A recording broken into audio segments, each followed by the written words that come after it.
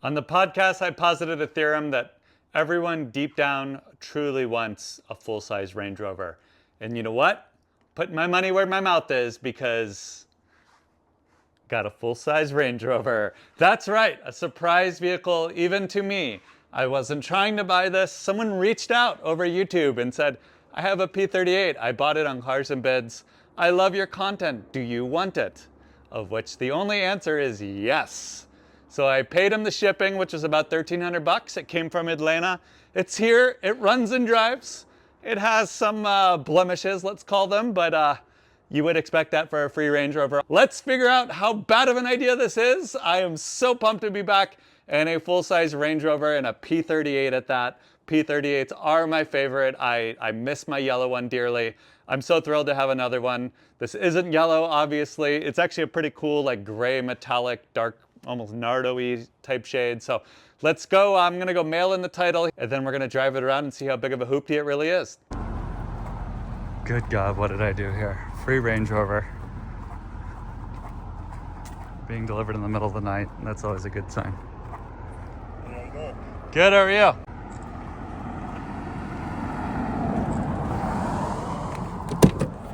There's the glove box. Just enjoying the... Oh, yeah. It's all here though.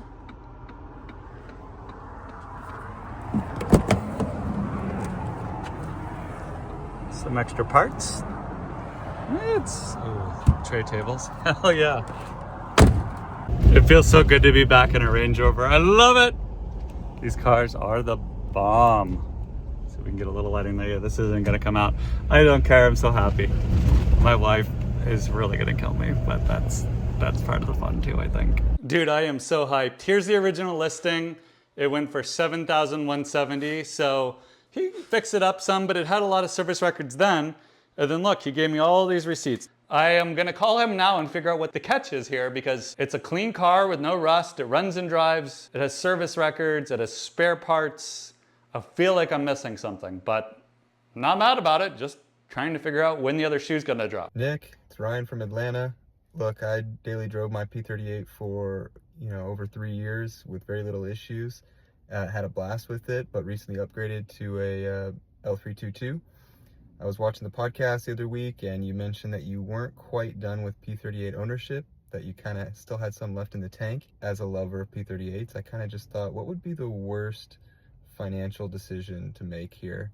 And so I just decided to give it to you. So I sent it out. I hope it arrives all right.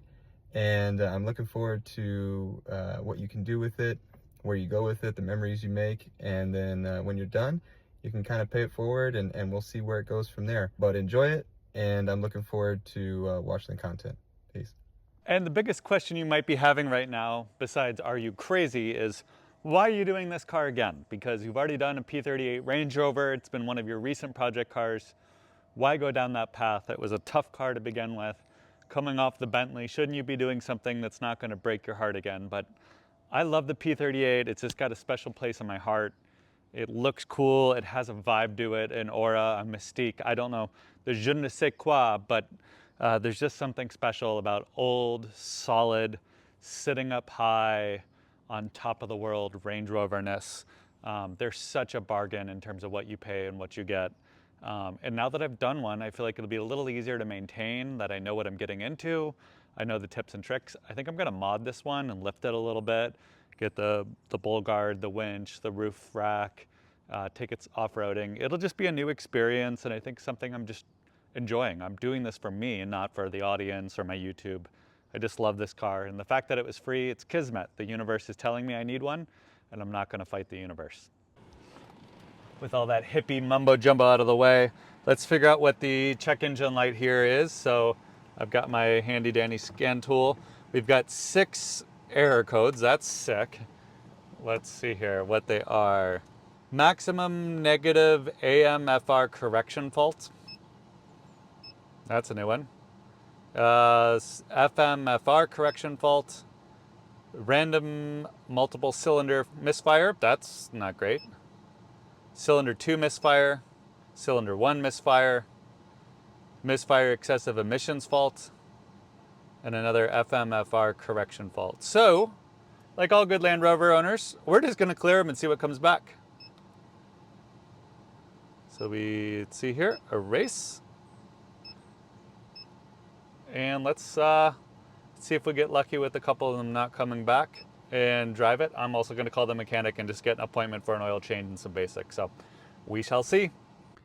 And on the inside, it's actually pretty decent. Like the wood trim isn't cracked. They put the new steering wheel in. Leather's a little rough, but like that should clean up. Same with like the rear seats. It's got the tray tables, which are really cool. You know, big back seat. He threw in some running boards and some spare parts. It's got relatively new BFGs, which look the business. It came with different wheels, which he replaced. P38 plate frames, the grill guards, a trailer hitch, which will be nice because I think I'll be needing to tow some stuff soon. I mean, it's all pretty there. And again, that paint that's really coming through is like a super pretty gray. So I think like a ceramic coating. I really want to get a brush guard. There it is with the Multipla, but it's got good bones. It'll be a fun little rig. Looks like we got a missing panel here. Something I'm sure I can find at a parts breaker, but still got the DVD player, Range Rover, lights and parts, whole bunch of extras, so that's killer to see. A busted armrest. It looks like we got the old taillights, if you like that style better. Handful of things. The old steering wheel. Like I said, the running boards, which I'll definitely put back on. So it's all pretty much here. And funny enough, I saw some of his comments on my last P38, and he commented on how well aligned the glove box was. So who knew that I would be, one, stuck with his car, and two, that he's been having that problem for multiple years now. So we'll see if we can get that fixed. I'm gonna ask the mechanic to do it because it sounds like he spent hours trying to DIY with no luck. Together, you can see where it leaked the issues out of the air conditioning system. So that's what he repaired. And you might even be able to see the repair back here somewhere. He taped that back together. Oh yeah, you can see the new lines. So those leaked, those have been fixed, which is killer, but some reassembly required. And well, obviously the engine's all there. This is a GEMS, not a Bosch motor, so slightly different, but also the 4.6 V8. Brand new battery, which I paid for before it got picked up. Fuse box all looks here and in good shape, which is a issue. So we'll do fluid flush, stuff like that. You can see there's been a little spillage here of something. EAS components are still there, but it's been removed. Man, a lot of this looks familiar, but again, what a score. So I'm gonna give it a bath because it was shipped open transport across the country. The Multipla also needs a bath, so we'll do that, enjoy it, and then start to drive it. I wanna give it about a week of driving to figure out everything that's wrong before I take it to a mechanic and ask them to start fixing things. We'll also figure out what of the things broken are a DIY list versus a professional list, especially after this stupid Bentley here has really screwed me up. I have to say, this is a shockingly nice example. The body's straight, I don't find any clear coat failure. In fact, there's very few defects in the paint. The wheels need refinished, a couple interior doodads, but honestly, this is about as good as the last car. Better yet, there's no rust on the undercarriage. It's a very clean car. I'll have to look at the Carfax again, but I don't think that there's a lot of accidents. It seems very straight, so I'm thrilled. And the first drive in my free P38 Range Rover, just to drop the title off and get it shipped out. I mean, again, it's got all the gears. Oh, we're beeping. Tailgate open. Oh, I don't really feel like dealing with that. I probably didn't close it all the way. This thing loves to cheap at you. Actually, the ABS light just went away, which I forgot is standard P38 behavior. It's on until you hit, I think, 5 miles an hour. So I only have one light, which is the check engine light. I can do what my last guy did and just pull that bulb out, but I feel like we'll take it to the mechanic. When I drove it earlier, it did smell rich, like fuel. So I'm guessing, my best guess is like an O2 sensor or something to that effect that's causing it to run rich, which screws up the fuel economy and all that. So it's worth replacing if it's something simple. I did find a new mechanic that works on P38s. They had 2 of them while I was there, as well as a D90, a D110, a D130, all the old style, of course. A bunch of other old cool stuff. So I'm hopeful they'll be able to get me straightened out. Oh, gonna be Montaning it because of that check engine light.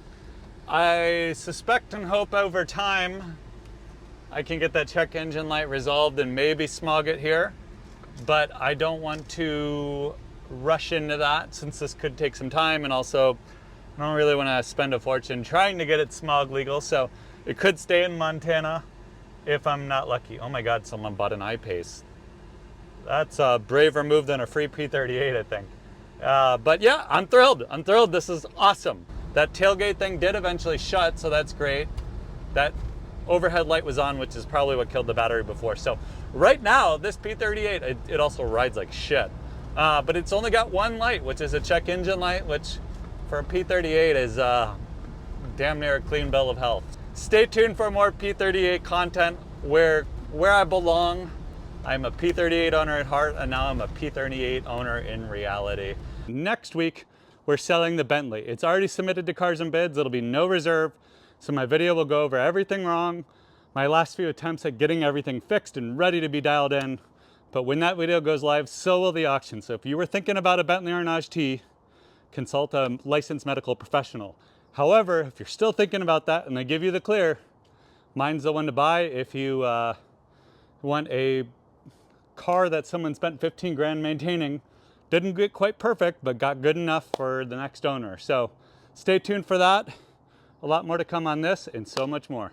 Peace. I think my theory that I posited to the group thread that everyone deep down wants a full-size Range Rover. People just aren't willing to accept it. And so an IQ is a falling short vehicle. It says, I wanted the full-size Range. Dude, have you been in a I got an Escalade because I didn't want to be too flashy or what have you. Doug